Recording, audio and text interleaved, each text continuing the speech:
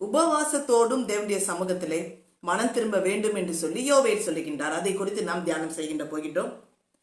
ஏசாயா 58 அதிகாரத்துல 2 காரியங்களை வலியுறுத்தி மனம் திரும்ப வேண்டும் என்று சொல்லுகின்றார். அதாவது உபவாசத்தோடும். ஏசாயா இதை தொடங்கும் பொழுது மாயமாலமான ஒரு வேஷம் போடுகிறது போல அல்லது ஏதோ ஒரு சண்டை வம்புக்கு உபவாசம் என்று சொல்லி இந்த அதிகாரத்தை தொடங்குகின்றார். அதாவது ஒரு மாயமாலம் பண்ணி உபவாசம் இருக்கின்ற ஒரு காரியங்கள், இதையெல்லாம் மாற்றி ஒரு உண்மையான ஒரு நோன்பு, உண்மையான ஒரு உபவாசம், உண்மையான ஒரு உபவாசத்தோடு வருகின்ற மனம் திரும்புதலை வலியுறுத்துகின்றார். அது ஏசாயா 58 அதிகாரம் 7வது வசனம்.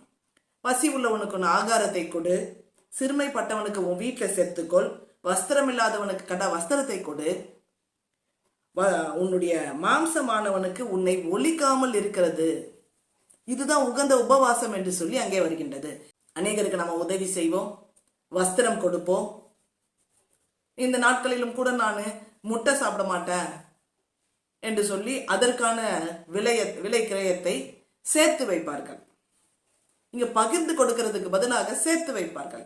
மெயின் லைன் சர்ச்சஸ்லாம் பார்த்தா இதுக்குன்னு எதையாவது உண்டி கலெக்ட் பண்றதுக்காக கொடுத்துருவார்கள். ஸோ நான் சிக்கன் சாப்பிட மாட்டேன், அதனுடைய 300 ரூபாயை அந்த உண்டியில் போட்டுடணும். அல்லது நான் ஒரு பூ வைக்க மாட்டேன், அதுக்கு வேண்டிய ஒரு 50 ரூபாயை அதுக்குள்ளார போட்டுடணும். ஸோ இங்கே எதையோ ஒன்றை பகிர்ந்து கொடுக்கின்ற ஒரு காரியத்திற்குள்ள நம்ம போகின்றோம். ஆனால் அப்படி அல்ல. ஒரு உகந்த உபவாசம், மாம்சமானவனுக்கு உன்னை ஒழிக்காமல் இருக்கிறது உகந்த உபவாசம். ஸோ உங்களுடைய மாம்சத்தின் படிக்கு செய்ய வேண்டிய ஒரு காரியத்தை இங்கே சொல்லப்பட்டிருக்கிறது. உங்களுடைய உணவை பகிர்ந்து கொடு, உன் வஸ்திரத்தை கொடு, துரத்துண்ட ஒரு மனுஷன் தான் அவனை சேர்த்துக்கொள், இதையெல்லாம் செய்யுங்கன்னு சொல்லிட்டு 10வது வசனத்தை சொல்லுகிறது. முழுக்க முழுக்க அப்படியே மாறாக ஆவிக்குரிய காரியத்தை அந்த 10ஆம் வசனத்துல பார்க்கின்றோம்.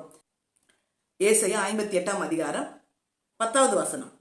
பசி உள்ளவனிடத்திலே உன் ஆத்துமாவை சாய்த்து.